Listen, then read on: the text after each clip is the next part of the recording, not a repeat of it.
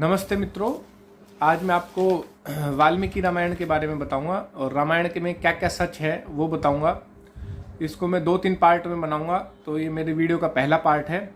तो इसमें कई चीज़ों से हम अनभिज्ञ हैं, हमें जानकारी नहीं है, लेकिन हम हमारे महाकाव्यों में मिलावट के कारण ओरिजिनलिटी से दूर जा चुके हैं, वास्तविकता से दूर जा चुके हैं और उसमें चमत्कारिक और अप्राकृतिक बातें को मानते हैं। तो सही वाल्मीकि रामायण पढ़ने के लिए आप विजय कुमार गोविंद राम हासानंद जी की नई सड़क पर किताबों की दुकान है, वहाँ से भी प्राप्त कर सकते हैं। उनका फ़ोन नंबर भी मैं बता देता हूँ आपको, 880085434372।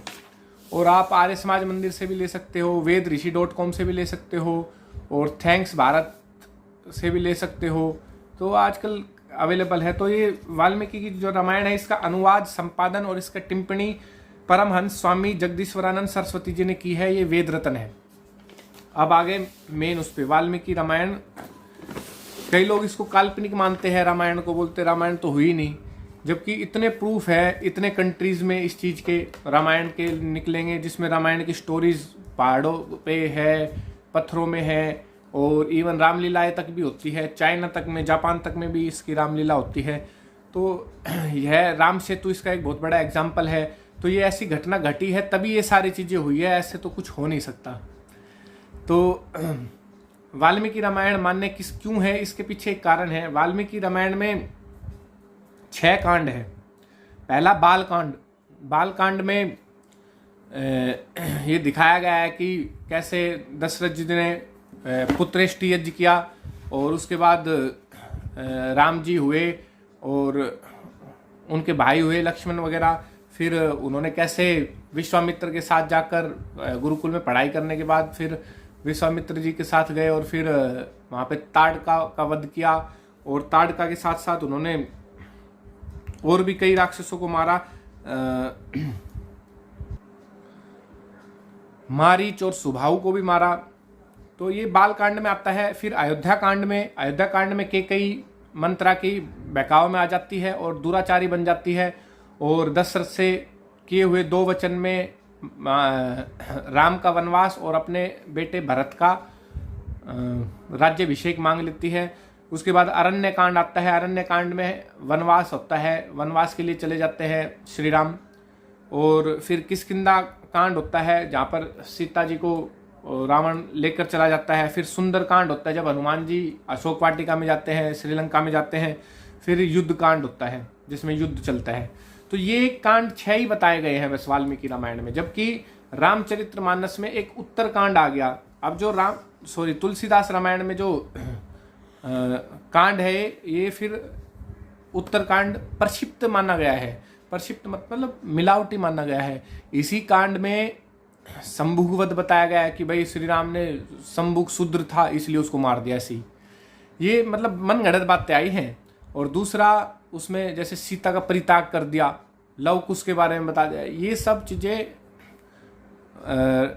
प्रक्षिप्त है, मिलावटी है। इसमें वाल्मीकि रामायण बस युद्ध कांड तक खत्म हो जाती है। इसके बाद बताते हैं कि बस राम जी अयोध्या पहुंच गए और उन्होंने राज्याभिषेक किया। इसके बाद की कोई भी इसमें चीज़ नहीं लिख रखी। तो ये जो मिलावटी बातें उनसे हमें बचना चाहिए, वाल्मीकि रामायण पढ़ना चाहिए। अब आते हैं कि कई लोग बोलते हैं कि भाई रामायण जो है वो रामायण होने से पहले ही 10,000 वर्ष पहले ही लिख दी थी गणेश जी ने या फिर वाल्मीकि जी ने, जबकि ऐसा नहीं है। इसमें प्रॉपर श्लोक है। देखिए मैं आपको पढ़ के बताता हूँ कि वाल्मीकि जी खुद नारद मुनि से पूछते हैं, कौन वस्मिन सांप्रतम। सांप्रतम का मतलब वर्तमान, वर्तमान। लोके गुणवानक्ष वीर्यवान धर्मज्ञ कृतज्ञ सत्यवाक्यो दृढ़व्रत है। इसका मतलब ये है कि भगवान इस समय इस संसार में गुणवान, सूरवीर, धर्मज्ञ, कृतज्ञ, सत्यवादी और दृढ़ प्रतिज्ञ कौन है। तो इस समय बोला गया है इसमें वाल्मीकि जी ने। तो ये जो वाल्मीकि रामायण लिखी है वो रामायण के काल में ही लिखी गई है, उससे पहले नहीं लिखी गई। तो ये अवधारणा जो थी हमारे अंदर, हमको इसको भी दूर करना चाहिए। तो इसलिए आप ये वाल्मीकि रामायण जरूर पढ़ें। इसके बाद इसमें कई लोगों ने इसमें वाल्मीकि जी को डाकू बताया कि बोले पहले डाकू थे, तो एक भ्रांति फैली है। तो इसमें सीता जी की पवित्रता को साक्षी देते हुए उन्होंने श्लोक में कहा है इसी वाल्मीकि रामायण में, मैं प्रचेतस मुनि का 10वां पुत्र हूं, मैंने मन वचन और कर्म से कभी भी पापाचरण नहीं किया। तो अब देखिए ये ऋषि मुनि की औलाद थे, ये प्रचेतस मुनि की 10वां पुत्र थे वाल्मीकि जी, तो आप इनको डाकू कैसे मान सकते हो? तो ऐसी मिलावटी चीजें के बारे में हमको बहुत अच्छे ज्ञान होगा रामायण के बारे में, तो इसके लिए हमको वाल्मीकि रामायण पढ़नी है और मैं इस चीज का सारांश आप तक पहुंचा रहा हूं। तो इसमें फिर दूसरी बात थी कि क्या श्री राम अवतारी थे, अवतार लिया था क्या श्री राम जी ने? देखो अवतारवाद को वेद नहीं मानते हैं, अवतारवाद के बारे में मैं पहले भी बता चुका हूं, अवतारवाद वेद विरुद्ध है। और राम जी भी एक मनुष्य के रूप में जन्म लिया उन्होंने, और उनके गुण कर्म स्वभाव इतने अच्छे थे कि वो ईश्वर से मैच खाते थे, तो वो भगवान बोल सकते हैं, उनको ईश्वर नहीं बोल सकते। ईश्वर तो निराकार है जिसका कोई आकार नहीं है, ईश्वर के गुण अलग है। ईश्वर कभी भी साकार रूप में नहीं आ सकता, अगर वो साकार रूप में आ जाएगा तो फिर वो ईश्वर नहीं कहलाएगा, क्योंकि जिस चीज के जो गुण रहते हैं वो स्वाभाविक रहते हैं, वो चेंज नहीं हो सकते। अब पानी का गुण क्या है? शीतलता देना। अग्नि का गुण क्या है? जलाना। अब अग्नि जलाएगी नहीं, दूसरा गुण धारण कर लेगी तो फिर वो अग्नि नहीं कहलाएगी। तो ये चीज को हमको समझना चाहिए। और श्री राम को हर जगह इसमें देखो रामायण में आर्य बोला गया है। आर्य का मतलब होता है श्रेष्ठ। इसमें जो अरविंद घोष जी हैं वो भी लिखते हैं कि आर्य शब्द का मतलब क्या, उन्होंने आर्या वॉल्यूम 1 पेज नंबर 63 पर आर्य की डेफिनेशन लिखी है। आर्य का मतलब होता है श्रेष्ठता, सरलता, साहस, पवित्रता, दया, निर्बल के संरक्षण करने वाला, ज्ञान के लिए उत्सुक, सामाजिक कर्तव्य का पालन करने वाला आदि सब उत्तम गुणों का समावेश जिसमें हो उसको आर्य बोला गया है। तो हमारे जो पूर्वज थे वो सब आर्य थे और हम भी आर्य हैं। आर्य कहीं बाहर से नहीं आए, यहीं आए थे, यहीं कोई नहीं रहता था। पहले तिब्बत में सभी लोगों की उत्पत्ति हुई थी, तिब्बत से फिर सिंधु में आए, फिर सब जगह फैले हों। तो यहाँ के कोई भी पहले मूल निवासी नहीं था, सब आर्य थे। तो हमको ऐसा मानना चाहिए। अब मैं फिर इन श्लोकों में कहीं पे भी ये नहीं दिखाया कि श्री राम ने मूर्ति पूजा की। श्री राम जी तो केवल एक ही निराकार ईश्वर की पूजा करते थे और संध्या हवन ये सब करते थे। तो मूर्ति पूजा के बारे में कोई भी इसमें मंत्र नहीं है वाल्मीकि रामायण में। तो इसलिए मूर्ति पूजा तो बाद में आई है, महाभारत काल के बाद, जब बौद्धों से, जैनियों से, हिंदुओं में आई है। अब रामायण के समय के बारे में कई लोग इसको 7000 वर्ष पूर्व मानते हैं, कई लोग इसको 2-3 लाख वर्ष पूर्व मानते हैं, कई लोग इसको 9 लाख मानते हैं, कई लोग इसको 1,21,00,000 वर्ष पूर्व मानते हैं। लेकिन देखिए ऐसा है कि जो एस्ट्रोलॉजी होती है, नक्षत्र होते हैं, वो अपनी जगह परिवर्तन करते रहते हैं और वो कई सालों में फिर उसी जगह पे आते हैं।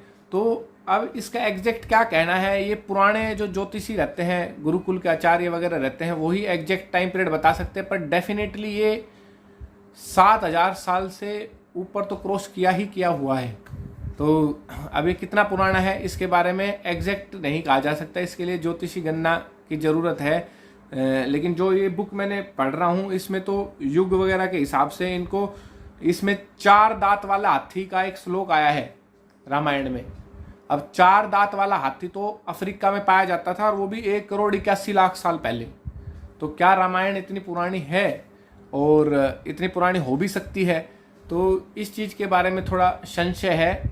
जैसे ही मुझे भी ये चीज़ क्लियर होगी तो मैं आप लोगों को बताऊंगा। अब बात आती है और भी कई अवधारणाएं हैं हमारे अंदर। तो सबसे पुराना ग्रंथ तो है ही रामायण, इससे पुराने वेद हैं। तो कितना पुराना है एग्जैक्ट बताने में थोड़ा सा वो चाहिए, इसमें और परिश्रम लगेगा। अब और क्या क्या अवधारणाएं हैं इसमें? अवधारणाएं हैं कई जैसे दशानंद, रावण को 10 सिर वाला माना गया है, जबकि ऐसा नहीं था। दशानंद का मतलब बताया गया है कि उसकी रथ की गति सब दिशाओं में थी, मतलब 10 ओर थी, तो इसलिए उसको दशानंद बोला गया। और जिसकी ध्वनि 10 दिशाओं में गूंजती थी, इतना उसका प्रकोप था कि उसकी जो 10 दिशाओं में उसकी ध्वनि गूंजती थी, इसलिए उसको दशानंद कहा गया है, ना कि उसके 10 सिर था। और कई श्लोक ऐसे भी आए जिसमें उसको एक मुख बताया गया है। उसके बाद रावण वध, हम सब लोग मानते कि भाई दशहरे पे रावण का वध हुआ था और हम दशहरे पे पुतला फूंक भी आते हैं, और जबकि ऐसा नहीं था। रावण का वध चैत्र मास में हुआ था। ये अपने हिंदू कैलेंडर के हिसाब से मार्च अप्रैल के महीने में आता है चैत्र मास। और इसमें श्लोक भी है, युद्ध कांड का एक श्लोक है जिसमें सुपासर्व इसका मंत्री था रावण का, वो कहता है अभ्युत्थानम तमधेव कृष्ण पक्ष चतुर्दशीम कृत्वा निहार्यामावस्याम विजयाम बलवर्वर्ते है। तो वो इसके श्लोक के हिसाब से चैत्र मास का डिस्कशन कर रहा है। तो वो जब इंद्रजीत का वध हो गया था तो रावण बौखला गया था, तो वो सीता को मारने के लिए जा रहा था, तब ये श्लोक आया है। तो सुपासर ने उसे रोका रावण को, और तब ये श्लोक बोला। तो चैत्र मास के टाइम पे रावण की मृत्यु हुई थी लगभग। लेकिन हम लोग दशहरे पे मानते हैं, जो कि एक भ्रांति है। इसे हमें दूर करना चाहिए, जो जो चीज़ों में हम सुधार कर सकते हैं उनमें करना चाहिए। अब चौथी बात है इसमें, भाई भरत सेना लेकर गए थे भरत जी।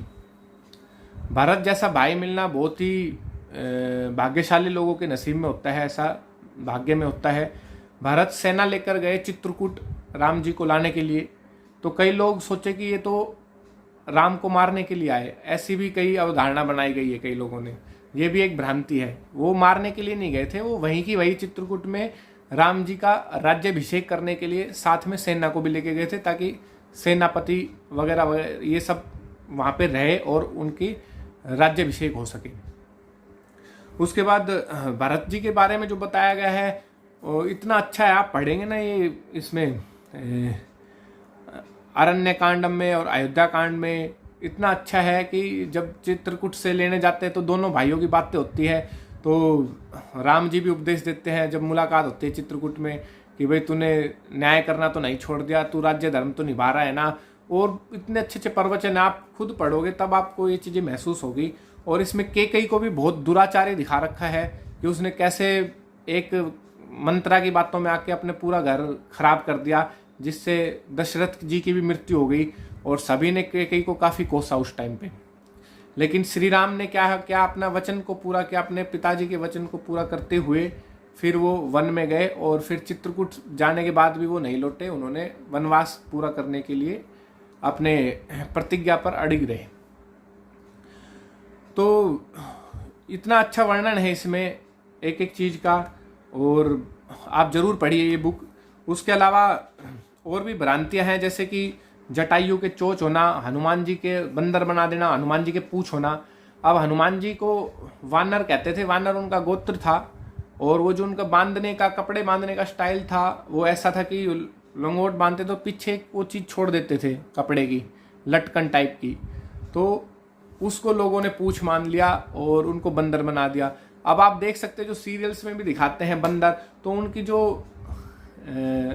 वानर सेना थी उनमें उनको तो वानर दिखाया है, और उनकी जो बीवियाँ थी, मतलब उनकी जो पत्नियाँ थी, उनको तो बंदर नहीं दिखाया, उनको नॉर्मल दिखाया। तो वो भी बंदरी होनी चाहिए थी। तो कहने का मतलब इसमें कुछ दिमाग और बुद्धि लगानी चाहिए लोगों को। और हनुमान जी के ना ही तो पूंछ थी, ना ही वो बंदर थे, वो तो बहुत सुंदर राजकुमार थे, वेदों के और व्याकरण के बहुत प्रचंड विद्वान थे और बाल ब्रह्मचारी थे। तो ऐसी चीज़ें हमें माननी चाहिए, फॉलो करनी चाहिए। अब पूरे दिन राम राम राम राम करने से तो चलो ठीक है, एक शांति मिलती है थोड़े, लेकिन राम जी के चरित्र क्या था, उसका गुण क्या था, उसको जानना और अपने अंदर धारण करना, और सारे वेदों को भी जानना, और जो भी कुरीतियाँ फैली हैं उनकी तरफ भी ध्यान देना, समाज की तरफ, ये भी बहुत ज़्यादा जरूरी है। अब मैं एक और भ्रांति है जिसमें बोलते कि परशुराम जी उसी वक्त आए थे जब धनुष तोड़ा था श्री राम जी ने विवाह करने के लिए सीता जी से। परशुराम जी उसी टाइम नहीं आए। परशुराम जी जब बारात लौट रही थी वापस मिथिला से, जब वापस बारात अयोध्या आ रही थी, तो रास्ते में मिले थे। अब परशुराम जी का ऐसा मानना है कि उन्होंने कई बार धरती को बचाने के लिए, पृथ्वी को बचाने के लिए, सही करने के लिए सभी क्षत्रियों का वध कर दिया था, क्योंकि उस टाइम विनाश काल चल रहा था, क्षत्रिय अपने कर्तव्य से भटक गए थे। तो परशुराम जी ने ऐसा किया हुआ है। लेकिन जब परशुराम जी बारात लौटते समय बीच में मिले और वो उनकी मुलाकात भगवान राम से हुई, तब भगवान राम का तेज देखकर और उनका शौर्य देखकर, उनकी वाणी को सुनकर वो पूरी तरीके से राम जी के बारे में प्रॉपर मतलब वो हो गए, विनम्र हो गए बिल्कुल। वो आए तो थोड़े क्रोध में थे कि भाई क्यों धनुष तोड़ा तुमने शिव जी का, लेकिन वो प्रॉपर विनम्र हो गए और फिर वहाँ से चले गए। और उन लक्ष्मण के साथ बहस दिखा रखी है आजकल की रामायणों में कि लक्ष्मण ने ये बोला, परशुराम जी को उकसाया गुस्से में क्या, जबकि ऐसा नहीं है। वो तुलसीदास रामायण में है, तो वो चीज़ आप उस चीज़ों से थोड़ा दूर रहे तो अच्छा है। फिर मानते कि सीता जी पृथ्वी से निकली थी। अब ये अप्राकृतिक बातें हैं। अब भाई सीता जी पृथ्वी से कैसे निकलेगी? सीता जी है वो पृथ्वी से नहीं निकली। इसमें श्लोकों में खुद राजा जनक कहते हैं कि उसे अपनी पुत्री कहते हैं सीता, और एक श्लोक में तो सीता ने उर्मिला को अनुजा भी कहा है। अनुजा तो तभी कहेगी ना जब उसकी वो छोटी वो होगी, तो बड़ी ये थी सीता जी थी और छोटी उर्मिला जी थी। तो उर्मिला जी की शादी लक्ष्मण से हुई, सीता जी की शादी श्री राम से हुई। तो श्लोक से साफ साफ पता लगता है कि जो सीता जी थी वो जमीन से नहीं निकली। अप्राकृतिक बातें हो ही नहीं सकता पॉसिबल कि आज पैदा करके दिखाओ ना कोई जमीन से, ऐसे थोड़ी ना हो सकता है। तो ये अप्राकृतिक चीजें हैं। ऐसे ग्रंथ कभी भी ना पढ़े जिनमें अप्राकृतिक बातें हो और जिनमें अननेचुरल बातें हो और जिनमें काल्पनिक हो, जिनमें ढकोसले हो, ढोंग हो, पाखंड हो। फिर इसमें उम्र के बारे में बताया गया है कि भाई उम्र कितनी थी इनकी शादी के टाइम पे, श्री राम जी की और सीता जी की। कई लोग बोलते 6 वर्ष की सीता की ही शादी कर दी। अब ऐसे करके जो विधर्मी लोग होते हैं उनको तो मौका मिल जाता है, वो तो तुरंत अटैक मोड पे आ जाते हैं, अरे तुमने तो बाल विवाह करवा दिया, यही करा दिया। अरे मूर्खों को संस्कृत कौन समझाए? अब श्लोक कौन पढ़े, किताबें कौन पढ़े? पढ़े तभी तो समझ में आए चीज़ें। अब शादी के जो समय है वो उसमें लिखा गया है श्लोक में कि भाई यौवन अवस्था थी। अब यौवन अवस्था आयुर्वेद के हिसाब से 24 वर्ष से ऊपर वाले की मानते हैं, और गुरुकुल की पढ़ाई भी हो गई थी, तब उनकी स्नातक डिग्री हो गई थी उनकी उस टाइम पे, तो वो 24 वर्ष के थे। और सीता जी को भी इसमें ब्रह्मचारेण कन्ना युवानम विंदते पतिम, मतलब ब्रह्मचार्य को निभा चुकी थी, वो पूरा कर रही थी।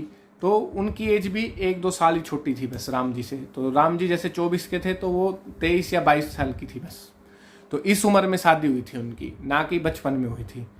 तो जैसे जैसे आप पढ़ोगे इसमें, फिर जैसे इतने अच्छे अच्छे उपदेश भी देते हैं श्री राम जी, भाई भरत कही तू 10 कामज व्यसन में तो नहीं फंस गया, जैसे कि शिकार करना, जुआ खेलना, दिन में सोना, झूठी निंदा करना, मद पीना, स्त्रियों में आसक्त होना, गाना बजाना, नाचना, व्यर्थ घूमना। तो ऐसे ऐसे अपने कर्तव्यों को गिना रहे थे राम जी। तो आप एक एक श्लोक पढ़ोगे ना अच्छे से तो बहुत मजा आएगा इसमें। अभी तो मैंने आपको ये 6 कांड थे, मैंने खुद इसमें से अभी 3-4 कांड पढ़े हैं और उस तक की वीडियो बनाई है। जैसे जैसे मैं आगे बढ़ूंगा और भी भ्रांतियां आएंगी आपके दिमाग में, तो वो सारी मैं क्लियर करता रहूंगा। तो आज की वीडियो के लिए धन्यवाद। इसमें एक और चीज मैं बताना चाहूँगा, इसमें अहिल्या के बारे में बताया गया है कि ऋषि गौतम जी की पत्नी थी अहिल्या, और इंद्र वेश बदल के आए ऋषि गौतम जी का, और काम वासना लेकर, और फिर गौतम जी ने उन्होंने इंद्र को अपने वेश में वहाँ से आश्रम से बाहर जाता निकल कर देख लिया। और फिर बाद में ऋषि गौतम जी ने श्राप दे दिया, इंद्र को भी दे दिया कि नपुंसक हो जा, और अहिल्या को भी श्राप दे दिया कि तू पड़ी रह भूमि पर। अब ऐसी बात कही गई है, लेकिन ये जो पहलू है ये इस रामायण के हिसाब से जो स्वामी जगदीश्वरानंद जी हैं उन्होंने बताया है, लेकिन ये पहलू कितना उचित है इसके बारे में थोड़ा कहा नहीं जाता। इस चीज़ के बारे में लेकर मैं बोल रहा हूँ, केवल एक टॉपिक के बारे में, अहिल्या के बारे में। इसके बारे में स्वामी अग्निवर्त जी है, वैदिक फिजिक्स वाले, उन्होंने बहुत अच्छे से बताया अहिल्या के बारे में। तो उन्होंने मंत्र की जो व्याख्या है वो प्रॉपर की है, इसमें जो श्लोकों का जो अर्थ निकाला है। क्योंकि देखो संस्कृत को समझने के लिए बहुत चीज़ें चाहिए, व्याकरण, निरुक्त, निघंटु, छंद, कल्प, ज्योतिषी, ये सब चीज़ें चाहिए। तो इनको विद्वान पुरुष ही बता सकते हैं। तो उन्होंने ऐसा बताया है कि स्वामी अग्निवर्त जी ने कि जो अहिल्या है, अहिल्या का मतलब होता है बंजर भूमि, और श्री राम जी ने और लक्ष्मण जी ने इंद्र का जो डिस्कशन आया वो इस प्रकार है कि भाई उन्होंने बंजर भूमि का इंद्र के द्वारा वर्षा करवाकर उसका उद्धार किया, तो ये चीज़ मान्य है। लेकिन हम इसको कैसा लेना चाहते हैं, किस वे में लेना चाहते हैं, ये हमारे ऊपर डिपेंड करता है। लेकिन ये बात थोड़ी मेरे को इसमें जमी नहीं कि हाँ कि किसी को पत्थर बनाया जा सकता है, शिला बना दिया, तो ऐसा है नहीं थोड़ा। तो ये क्लियर स्वामी अग्निवर्त जी ने किया है। वैदिक फिजिक्स उनका चैनल है यूट्यूब पे, आप अहिल्या की जो है, अहिल्या का उद्धार का और इंद्र का जो वृतांत है वो आप उसमें से देख सकते हैं, और बहुत अच्छी वीडियो आप जरूर देखें। अभी तक के लिए इतना, फिर मिलेंगे दूसरी वीडियो में। धन्यवाद।